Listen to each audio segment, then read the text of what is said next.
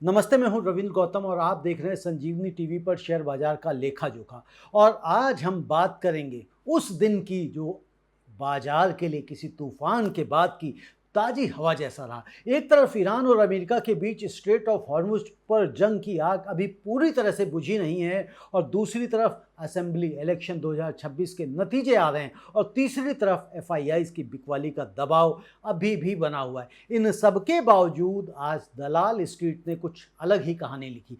Sensex ने 77,000 का ऊपर का सफर तय किया, निफ्टी 24,000 के ऊपर टिका रहा, और बाजार ने एक बार फिर साबित किया कि जो घबराते नहीं वही जीतते हैं। तो आज के इस पूरे एपिसोड में हम आपको बताएंगे बाजार का आज का पूरा हाल, हर सेक्टर की परफॉर्मेंस, गोल्ड सिल्वर क्रूड की स्टोरी, ईरान अमेरिका युद्ध का भारतीय बाजार पर असर, और कल बाजार कैसा रहेगा, कैसा खुलेगा, यह भी बताएंगे, पूरा का पूरा आउटलुक। और साथ में आपके लिए एक मैसेज भी मैं लेकर आया हूं जो आपकी इन्वेस्टिंग जर्नी को नई दिशा दे सके। तो चलिए बिना किसी देर के शुरू करते हैं आज के शेयर बाजार का पूरा लेखा जोखा। दोस्तों, आज सोमवार था, महादेव का दिन, और जैसा कि आप जानते हैं कि पिछले हफ्ते यानी 30 अप्रैल को बाजार काफ़ी दबाव में बंद हुआ। सेंसेक्स करीब 583 अंक गिरकर 76,913 पर बंद हुआ था, और निफ्टी भी 180 अंक की गिरावट के साथ 23,997 पर बंद हुआ था। लेकिन आज का माहौल बदला हुआ था। आपको याद ही होगा, सुभाष जी ने अपने वीकली विश्लेषण में कहा था कि मंडे को मार्केट गैप अप होगा, और खुला भी वैसे ही। तो जैसे ही बाजार खुला, निवेशकों में एक सकारात्मक ऊर्जा दिखाई दी। सेंसेक्स ने ओपनिंग में ही 750 से ज़्यादा अंकों की छलांग लगाई। निफ्टी भी 24,200 के पार निकल गया। ऑटो, बैंकिंग, कैपिटल गुड्स सभी में बाइंग देखी गई। इलेक्शन रिजल्ट से जुड़ी उम्मीदें, क्वार्टर 4 अर्निंग्स का सिलसिला और ग्लोबल क्यूज की थोड़ी राहत, इन तीनों ने मिलाकर बाजार को ऊपर धकेला। हालांकि दिन के बीच में बाजार में थोड़ी उथल पुथल रही, लेकिन क्लोजिंग तक सेंटीमेंट पॉजिटिव बना रहा। 3 बजे से पहले थोड़ी सी गिरावट देखी गई, लेकिन 3 बजे के बाद मार्केट थोड़ा सा ऊपर जाके बंद हुआ। आज के मेन इंडिसेस की बात करें तो सेंसेक्स ने आज बहुत ही शानदार वापसी की है। 77,269 पर बंद हुआ, यानी करीब 0.46% की तेजी। पिछले सेशन में जो नुकसान हुआ था उसकी काफ़ी हद तक आज भरपाई हो गई।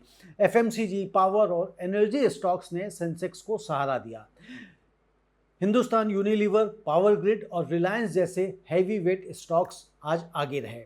निफ्टी 50 की अगर हम बात करें तो निफ्टी 50 की प्रीवियस क्लोजिंग 23,998 पर थी, और आज निफ्टी ने 24,000 के ऊपर वापसी की, और 24,005 से लेकर 24,290 के बीच उसने कारोबार किया। यानी निफ्टी ने करीब आज 285 अंकों का इंट्राडे स्विंग देखा, और क्लोज हुआ है 24,119 पर। बैंक निफ्टी की बात करें तो बैंक निफ्टी की आज की कहानी एक अलग ही रही, एक अहम किरदार रहा। बैंक निफ्टी आज 54,878 पर बंद हुआ, यानी मामूली सी 0.03% की बढ़त के साथ। लेकिन इंट्राडे में बैंक निफ्टी ने 54,727 के भी दर्शन कर लिए, जहां फाइनेंशियल हैवी वेट्स में जमकर बाइंग आई। HDFC bank, ICICI bank, Axis bank सभी में आज खरीदारी आई। निफ्टी मिड कैप की अगर हम बात करें तो निफ्टी मिड कैप इंडेक्स आज 59,785 के करीब रहा। मिड कैप में भी 0.98% का मामूली सा प्रेशर था। मामूली नहीं, 1% वैसे ज़्यादा हो जाता, लेकिन रिकवरी के सिग्नल्स मिले। मिड कैप ने हाई 60,156 तक छुआ, जो दिखाता है कि सेगमेंट में बायर्स मौजूद हैं।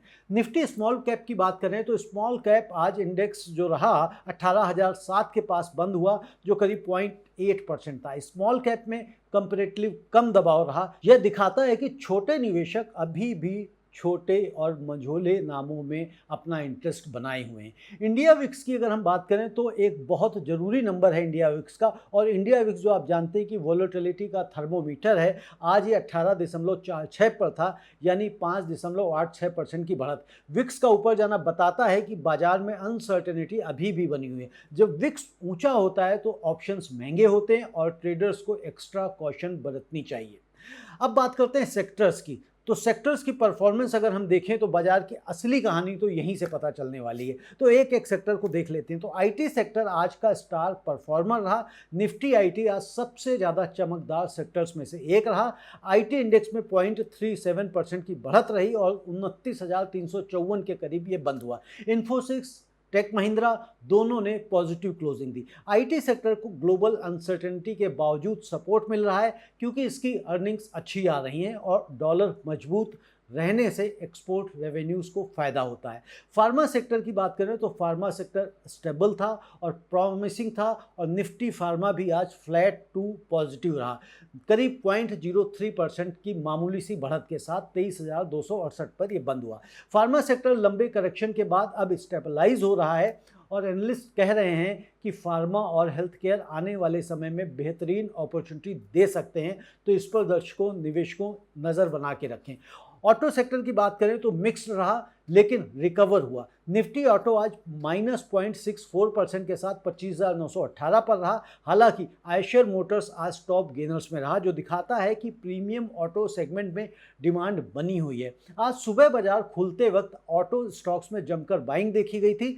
मेटल सेक्टर की बात करें तो मेटल सेक्टर सबसे ज़्यादा आज दबाव में दिखा। निफ्टी मेटल आज सबसे कमज़ोर सेक्टर रहा है और मेटल इंडेक्स करीब 2.12% गिर गया, 2.25% लगभग गिरा और 12,833 पर आकर बंद हुआ। ग्लोबल स्लोडाउन की चिंता और क्रूड प्राइसेस की उठापटक ने मेटल स्टॉक्स को दबाव में रखा। स्टील, एल्युमिनियम, कॉपर सभी में बिकवाली रही। बैंकिंग सेक्टर की बात करें तो बैंकिंग सेक्टर में वॉलेटिलिटी रही लेकिन रिकवरी भी रही। निफ्टी बैंक आज 54,878 पर बंद हुआ लेकिन इंट्राडे रिकवरी मजबूत रही। फाइनेंशियल सर्विसेज में एसबीआई, कोटक बैंक जैसे नामों में बाइंग आई। हालांकि कोटक बैंक आज टॉप लूजर्स में भी रहा, जो बताता है कि बैंकिंग सेक्टर में स्टॉक स्पेसिफिक एक्शन देखने को मिला। मीडिया सेक्टर की अगर हम बात करें तो मीडिया सेक्टर में निफ्टी मीडिया -0.52% गिरकर 1456 पर बंद हुआ। मीडिया सेक्टर अभी भी प्रेशर में है। FMCG, power, energy, FMCG sector आज सेंसेक्स का हीरो रहा। हिंदुस्तान यूनिलीवर ने करीब 4.5% की जबरदस्त छलांग लगाई। पावर सेक्टर में पावर ग्रिड भी करीब 1.86% ऊपर गया। एनर्जी और कैपिटल गुड्स में सेलेक्टिव बाइंग देखी। रियल्टी सेक्टर्स की अगर हम बात करें तो आज इंट्राडे में रियल्टी स्टॉक्स में भी अच्छी बाइंग देखी गई। निफ्टी रियल्टी ने 24,150 लेवल्स पर पॉजिटिव रुख अपनाया। अब सबसे बड़ा सवाल आज का यह है कि आखिरकार आज बाजार में उछाल क्यों आया, ये सबसे जरूरी सवाल है। जब चारों तरफ अनसर्टेनिटी है तो फिर आज बाजार क्यों चढ़ा? तो पहली वजह रही है इलेक्शंस के रिजल्ट्स की उम्मीद। आज असेंबली इलेक्शंस 2026 के रिजल्ट्स आ रहे हैं। तमिलनाडु, असम जैसे बड़े राज्यों में मतगणना चल रही है, बल्कि मतगणना खत्म होने वाली होगी जब तक मैं ये वीडियो रिकॉर्ड कर रहा हूँ। बाजार को उम्मीद है कि राजनीतिक स्थिरता पॉलिसी कंटिन्यूटी को बढ़ावा देगी, जो लंबे समय में इकोनॉमी के लिए अच्छा है। पश्चिम बंगाल के नतीजे और असम के नतीजे बीजेपी के फेवर में आए हैं। दूसरी वजह Q4 अर्निंग सीजन, कंपनियों के क्वार्टरली रिजल्ट्स आ रहे हैं और कई कंपनीज ने अच्छे नतीजे दिए हैं।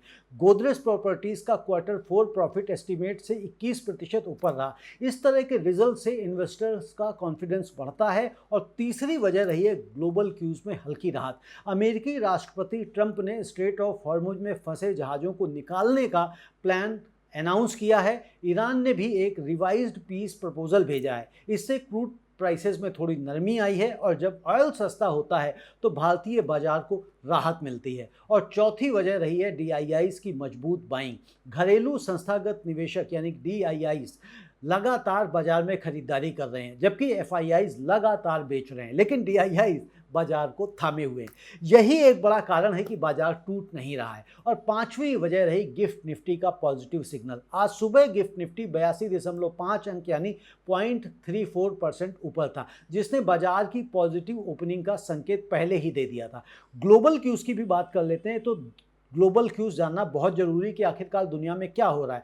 तो दोस्तों, भारतीय बाजार कोई अलग द्वीप है नहीं, मैं पहली बार बता चुका हूं। तो दुनिया में क्या हो रहा है उसका असर यहाँ भी पड़ता है। तो आज के ग्लोबल क्यूज क्या थे? तो अमेरिका US मार्केट फ्राइडे को पॉजिटिव बंद हुई थी। S&P 500 ऊपर था, नेस्डेक भी सकारात्मक था। फेडरल रिजर्व ने इंटरेस्ट रेट्स को अनचेंज रखा है, हालांकि उनका टोन थोड़ा हॉकिश रहा, यानी वे रेट्स जल्दी नहीं काटने वाले। इससे ग्लोबली थोड़ी अनसर्टेनिटी है। और यूरोप की बात करें तो यूरोपियन मार्केट्स में मिक्स्ड सिग्नल्स रहे। FTSE और DAX में कुछ गेंस थे, जिससे भारतीय बाजार को पार्शियल सपोर्ट मिला। एशिया की बात करें तो साउथ कोरिया के कोस्पी ने आज करीब 5% की शानदार छलांग लगाई। सेमीकंडक्टर स्टॉक्स में जबरदस्त रैली आई। जापान, चाइना और UK के मार्केट्स आज पब्लिक हॉलीडेज की वजह से बंद थे। डॉलर इंडेक्स की अगर हम बात करें तो डॉलर इंडेक्स करीब 98 के आसपास था। रुपए पर दबाव बना हुआ है। रुपया पिछले हफ्ते 95 के करीब पहुंच गया था, जो एक फ्रेश रिकॉर्ड लो था। तो हम बात करते हैं टॉप 5 गेनर्स की। तो निफ्टी के सितारे, आइए अब बात कर लेते हैं इनकी कि आज के निफ्टी 50 के टॉप 5 गेनर्स कौन कौन से। तो जिन स्टॉक्स ने निवेशकों को आज खुश किया, पहले वो जान लेते। तो नंबर 1 पर रहा अडानी पोर्ट्स, आज का सबसे बड़ा विनर। अडानी पोर्ट्स 5.41% उछला और 1747 रुपए पर बंद हुआ। ओपन हुआ था 1702 रुपए पर और हाई गया 1748 रुपए तक। अडानी पोर्ट्स को एनसीएलटी के एक बड़े फैसले का फायदा मिला, जिसमें जेपी के रिजोल्यूशन प्लान को अपहेल्ड किया गया। इसके अलावा पोर्ट सेक्टर में ओवरऑल पॉजिटिव सेंटीमेंट भी काम आया। नंबर 2 पर रहा Eicher motor. Premium motorcycle segment की यह दिग्गज कंपनी 3.11% बढ़कर 7,330 रुपए पर बंद हुई। ओपन 7,109 पर हुआ था और हाई 7,348 तक गया था। ऑटो सेक्टर में सेलेक्टिव बाइंग में आयशर मोटर सबसे आगे रहा। नंबर 3 पर रहा जियो फाइनेंशियल सर्विसेज। 2.98% की बढ़त के साथ 253 रुपये 70 पैसे पर बंद हुआ। जियो फाइनेंशियल सर्विसेज सेक्टर की ब्रॉडर रैली में शामिल रहा। निवेशकों की नज़र इस नई कंपनी पर लगातार बनी हुई है। और नंबर 4 पर रहा अडानी इंटरप्राइजेज। 2.68% की तेजी के साथ 2473 रुपये पर। अडानी इंटरप्राइजेज ने अच्छी वापसी की है। पूरा अडानी ग्रुप आज पॉजिटिव रहा। और नंबर 5 पर रहा रिलायंस इंडस्ट्रीज। देश की सबसे बड़ी कंपनी 2.54% चढ़कर 1467 रुपए पर बंद हुई। रिलायंस को एनर्जी और एफएमसीजी दोनों फ्रंट्स पर बाइंग का सपोर्ट मिला। जियो मार्ट से लेकर रिटेल तक रिलायंस की हर सेगमेंट में इन्वेस्टर्स का भरोसा बना हुआ है। अब बात कर लेते हैं टॉप 5 लूजर्स की। गेनर्स की है तो टॉप 5 लूजर्स की भी बात करनी चाहिए कि आखिरकार आज किसने निराश किया। जी हाँ, तो अब इनकी बात करते हैं। तो नंबर 1 पर निराश करने वाले महाशय है कोटक महिंद्रा बैंक। 3.18% की गिरावट के साथ 371 रुपए पर। कोटक बैंक आज सबसे ज़्यादा दबाव में रहा। 378 पर खुला था और गिर कर पहुंचा 363 तक। प्राइवेट बैंकिंग स्टॉक्स में प्रॉफिट बुकिंग और कुछ स्पेसिफिक कंसर्न्स ने इसे नीचे खींचा। नंबर 2 पर रहा भारती एयरटेल। 3.12% गिरकर 1828 रुपए पर ये पहुंचा। और एयरटेल में आज भी जमकर बिकवाली रही। हाई 1895 रहा और 1821 का लो बनाया इसने।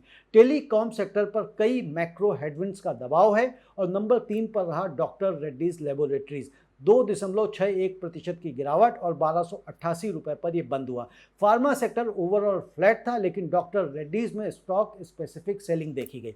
लो इसका 1280 रुपए तक आ गया था। और नंबर 4 पर रहा ओएनजीसी। 2.22% की कमजोरी के साथ 292 रुपए पर यह बंद हुआ। ओएनजीसी पर क्रूड ऑयल की वोलेटिलिटी का असर पड़ रहा है। यह PSU oil company global energy market की अनसर्टेनिटी में सबसे ज़्यादा अफेक्टेड होती है। नंबर 5 पर रहा है टीसीएस। 0.2% गिरा और 2430 रुपए पर बंद हुआ। आईटी सेक्टर में आईटी इंडेक्स पॉजिटिव था, लेकिन टीसीएस इंडिविजुअल रूप से आज दबाव में रहा। इसकी वजह शायद स्टॉक स्पेसिफिक पोजीशनिंग और प्रॉफिट बुकिंग रही। अब बात करते हैं कि एडवांस डिक्लाइन रेशियो की, बाजार की गहराई की। जी हाँ दोस्तों, किसी भी दिन बाजार की असली सेहत उसके एडवांस डिक्लाइन रेशियो से ही पता चलती है, यानी कितने स्टॉक्स बढ़े और कितने गिरे। तो आज का डेटा बहुत ही एनकरेजिंग था। एडवांसेस की अगर हम बात करें तो 2138 शेयर्स स्टॉक्स आज बढ़कर बंद हुए, जबकि डिक्लाइंस 1185 स्टॉक्स आज गिरकर बंद हुए और अनचेंज यानी कि बिना किसी बदलाव के 109 स्टॉक्स रहे जो फ्लैट रहे। यानी आज बाजार में ब्रॉड बेस्ड बाइंग रही। करीब 64% स्टॉक्स आज पॉजिटिव टेरिटरी में बंद हुए। यह बताता है कि आज की तेजी सिर्फ 2-4 बड़े स्टॉक्स की वजह से नहीं थी, बल्कि पूरे बाजार में खरीदारी थी। यह एक हेल्दी रैली का संकेत है। अब बात करते हैं गोल्ड, सिल्वर और क्रूड ऑयल की, यानी कि कमोडिटीज़ का हाल हम देख लेते हैं। तो सबसे पहले एमसीएक्स पर नज़र डालते हैं। तो गोल्ड, सिल्वर और क्रूड ऑयल का आज क्या हाल रहा, यह देखने के लिए अपने को एमसीएक्स देखना है। तो गोल्ड सोना आज जो रहा एमसीएक्स पर हल्की गिरावट में रहा। एमसीएक्स गोल्ड करीब 1,49,951 रुपये प्रति 10 ग्राम रहा, यानी करीब 0.93% की गिरावट। 1401 रुपये की गिरावट रही अगर पैसों में, रुपयों में बात करें। और इंटरनेशनल मार्केट में स्पॉट गोल्ड $4,611 पर आउंस के आसपास था। गोल्ड में दबाव क्यों? क्योंकि ईरान अमेरिका के बीच डिप्लोमेटिक टॉक्स की थोड़ी उम्मीद जगी है। जब जियो पॉलिटिकल टेंशन कम होती है तो सेफ हेवन एसेट्स जैसे गोल्ड पर दबाव आता है। हालांकि ये गिरावट टेम्परेरी हो सकती है, क्योंकि अंडरलाइंग टेंशंस अभी बनी हुई हैं। एक इंपॉर्टेंट बात यहाँ पे जान लेनी दोस्तों जरूरी है। गोल्ड इस साल ईरान यूएस वॉर शुरू होने के बाद से करीब 12% नीचे आया है। गोल्ड नॉर्मली वॉर में चढ़ता है, लेकिन इस बार एनर्जी इन्फ्लेशन की वजह से सिनारियो थोड़ा सा अलग है। सेंट्रल बैंक्स ग्लोबली अभी भी गोल्ड खरीद रहे हैं। वर्ल्ड गोल्ड काउंसिल का डेटा बताता है कि Q1 2026 में सेंट्रल बैंक गोल्ड रिजर्व्स बढ़े हैं। यह लंबे समय के लिए गोल्ड के लिए बुलिश सिग्नल है। सिल्वर की अगर हम बात करें तो MCX पर आज काफ़ी ये गिरी। दिन के क्लोजिंग तक MCX सिल्वर 2,48,409 रुपये प्रति किलो पर थी, करीब 2.18% की गिरावट, यानी कि 5,547 रुपए की टूट। इंटरनेशनल मार्केट में स्पॉट सिल्वर करीब $75 पर आउंस के आसपास था। सिल्वर में गिरावट की वजह क्या है? तो इंडस्ट्रियल डिमांड के बारे में ग्लोबल स्लोडाउन की आशंका है। जब दुनिया में ग्रोथ स्लो होती है तो सिल्वर, जो कि इंडस्ट्रियल मेटल में भी है, उस पर दबाव आ जाता है। और क्रूड ऑयल की बात करें तो कच्चा तेल यानी कि क्रूड ऑयल आज बाजार की सबसे बड़ी स्टोरी रहा। ब्रेंट क्रूड आज 5% से ज़्यादा उछलकर $112 पर बैरल के पास पहुंचा और WTI क्रूड भी करीब 105 से $106 पर बैरल पर था। क्रूड क्यों चढ़ा? क्योंकि ईरान ने अपने नेवी क्लेम्स में कहा कि स्ट्रेट ऑफ हॉर्मुज में US शिप्स को रोका। हालांकि US ने इससे इनकार किया है। इस अनसर्टेनिटी ने ऑयल को फिर ऊपर धकेल दिया। इंडिया के लिए एक बड़ी चिंता की बात है, क्योंकि हम अपनी ज़रूरत का करीब 80% क्रूड ऑयल इंपोर्ट करते हैं, और जब क्रूड ऑयल महंगा होता है तो इन्फ्लेशन बढ़ता है, रुपया कमज़ोर होता है और करंट अकाउंट डेफिसिट भी बढ़ता है। फिर भी भारत सरकार ने मार्च में पेट्रोल डीजल पर एक्साइज ड्यूटी 10 रुपये घटाई थी, ताकि कॉमन मैन यानी कि आम आदमी को जेब पर बोझ ना पड़े। लेकिन अभी थोड़ा थोड़ा पड़ना शुरू हो गया, चुनाव खत्म होती है। MCX पर क्रूड ऑयल इंडिया में करीब 8900 से 9200 रुपये प्रति बैरल के दायरे में ट्रेड हो रहा है। अब बात कर लेते हैं ईरान US वॉर अपडेट की, और इसका इंडिया पर इम्पैक्ट क्या हो रहा है ये भी जान लेते हैं। तो दोस्तों, ये सेगमेंट आप जानते हैं बहुत ज़रूरी है, क्योंकि जो स्ट्रेट ऑफ हॉर्मुज में हो रहा है उसका असर भारत की इकोनॉमी, भारत के बाजार और आपकी पॉकेट पर सीधा पड़ रहा है। तो आज तक की अगर सिचुएशन हम देखें तो स्ट्रेट ऑफ हॉर्मुज कितना इंपॉर्टेंट है ये आप पहले समझ लीजिए। मैं पहले भी बता चुका हूँ, दुनिया का करीब 20% ऑयल और 20% LNG इसी स्ट्रेट से गुजरती है, यानी हर दिन करीब 2 करोड़ बैरल ऑयल इसी रास्ते से जाती थी। और अब ट्रैफिक 95% कम हो गया, करीब 20,000 सेलर्स और 2,000 से ज़्यादा जहाज वहाँ फंसे पड़े हैं। और आज का लेटेस्ट अपडेट यह है कि आज US ने प्रोजेक्ट फ्रीडम लॉन्च किया है, एक प्लान जिसके तहत US नेवी फंसे हुए जहाज़ों को सेफ एस्कॉर्ट देकर स्ट्रेट से निकालेगी। ईरान ने एक 14 पॉइंट रिवाइज्ड पीस प्रपोजल भी भेजा है, जिसकी वाशिंगटन रिव्यू कर रहा है। इससे थोड़ी डिप्लोमेटिक उम्मीद जगी है, लेकिन शिपिंग एग्जीक्यूटिव्स और ऑयल ट्रेडर्स अभी स्केप्टिकल हैं। इंडिया पर असर अगर हम देखें तो भारत मिडिल ईस्ट से करीब 50% क्रूड ऑयल इंपोर्ट करता है। स्ट्रेट बंद होने से इंडिया के रिफाइनर्स को अब रशिया और दूसरे सोर्सेज से ऑयल लेना पड़ रहा है। और गवर्नमेंट ने मार्च में डीजल और पेट्रोल पर एक्साइज ड्यूटी घटाई। LPG जो 60% इंडिया में इंपोर्ट होती है और हॉर्मुज से गुजरती थी, उस पर भी प्रेशर है। रुपया कमज़ोर हुआ है, इन्फ्लेशन का रिस्क बढ़ा है और RBI के सामने चैलेंज है कि रेट्स काटे या इन्फ्लेशन रोके। यह डिलेमा आने वाले महीनों में बाजार को डायरेक्शन तय करेगा। एक और बड़ी बात दोस्तों, अप्रैल 8 को टेक्निकली सीज फायर हुआ था, लेकिन स्ट्रेट प्रैक्टिकली अभी भी बंद है। नेगोशिएशंस पाकिस्तान की मीडिएशंस में चल रही हैं, UK और फ्रांस डिप्लोमेटिक कॉन्फ्रेंसेस कर रहे हैं, लेकिन जब तक स्ट्रेट पूरी तरह से नहीं खुलता, ऑयल वोलेटाइल ही रहेगा और बाजार में अनसर्टेनिटी बनी रहेगी। अब देख लेते हैं रेजिस्टेंस और सपोर्ट लेवल, ट्रेडर्स के लिए रोड मैप। अब बात उन इंपॉर्टेंट लेवल्स की कर लेते हैं जो ट्रेडर्स और इन्वेस्टर्स को ध्यान में रखना चाहिए। तो निफ्टी 50 जो की सपोर्ट लेवल है 23,800 या 21 डे EMA के करीब है। एनालिस्ट कह रहे हैं कि जब तक निफ्टी 23,800 के ऊपर बना रहे, बाई ऑन डिप्स की स्ट्रेटेजी काम करेगी। नेक्स्ट सपोर्ट की अगर हम बात करें तो 23,600 और उसके नीचे फिर 23,500 का जोन इमीडिएट रेजिस्टेंस है, और 24,250 या 55 डे EMA के करीब है, इसे तोड़ना जरूरी है। स्ट्रॉन्ग रेजिस्टेंस 24,500 और फिर 24,750। सेंसेक्स की बात करें तो सेंसेक्स का सपोर्ट 76,300, उसके बाद 76,000 का जोन और रेजिस्टेंस 77,500 से 78,000। बैंक निफ्टी की अगर हम सपोर्ट की बात करें तो 54,200 और उसके नीचे 54,000 का सपोर्ट इसका बन रहा है, और रेजिस्टेंस की बात करें तो 55,500 और उसके बाद 56,000। अब बात कर लेते हैं दोस्तों, कल बाजार कैसे रिएक्ट कर सकता है, सबसे अहम है। जी हाँ दोस्तों, ये सबसे इंटरेस्टिंग सवाल है, कल यानी कि 5 मई को मंगलवार को बाजार कैसे रिएक्ट करेगा। तो कुछ इंपॉर्टेंट फैक्टर्स हैं जो कल बाजार को इन्फ्लुएंस करेंगे। इलेक्शन रिजल्ट्स का फॉलोआउट, आज जो असेंबली इलेक्शंस रिजल्ट्स आ रहे हैं तमिलनाडु का, असम का, उनका पूरा पिक्चर कल और क्लियर होगा, या यूँ कह लें आज रात तक पूरी तरह से क्लियर हो जाएगा। अगर किसी बड़े स्टेट में पॉजिटिव पॉलिटिकल आउटकम आया, जैसे कि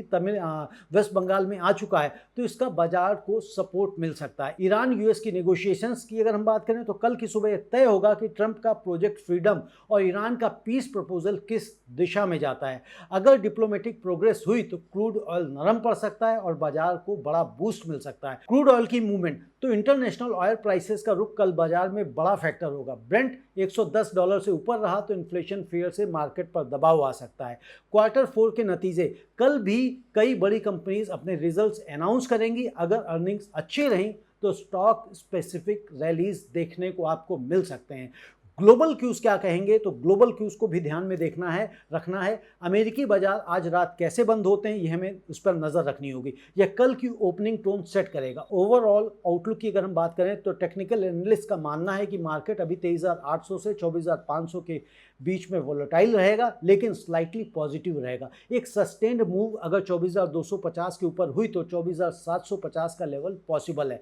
कॉशियस रहें लेकिन घबराएं नहीं। दोस्तों, एक जरूरी संदेश कि आज का सबक क्या है, तो मैं आपके साथ एक बहुत ही जरूरी बात शेयर करना चाहता हूं। एक ऐसी बात जो आपकी इन्वेस्टिंग जर्नी को सच में बदल सकती है। आज जब बाजार ऊपर गया तो बहुत लोगों के मन में ख्याल आया होगा कि अरे कल तो बाजार गिरा था, आज चढ़ा है, कल क्या होगा। और यही सोच, यही डेली प्रेडिक्शन की सोच सबसे बड़ी गलती है जो एक एवरेज इन्वेस्टर करता है। याद रखिए, बाजार को कोई एग्जैक्टली प्रिडिक्ट नहीं कर सकता, ना एफआईआईज, ना डीआईआईज, ना एनालिस्ट, ना कोई टीवी एंकर। लेकिन जो चीज़ प्रिडिक्ट हो सकती है वो है इंडिया की ग्रोथ स्टोरी, और वो स्टोरी बहुत स्ट्रांग है। देखिए, एफआईआई 70,000 करोड़ अप्रैल में बेच चुके हैं। ईरान यूएस वॉर आप समझ ही रहे हैं कि कैसे चल रहा है, और क्रूड ऑयल $110 के ऊपर चल रहा है। रुपया रिकॉर्ड लो पर है। बावजूद इसके निफ्टी अप्रैल में 5.81% बढ़ा।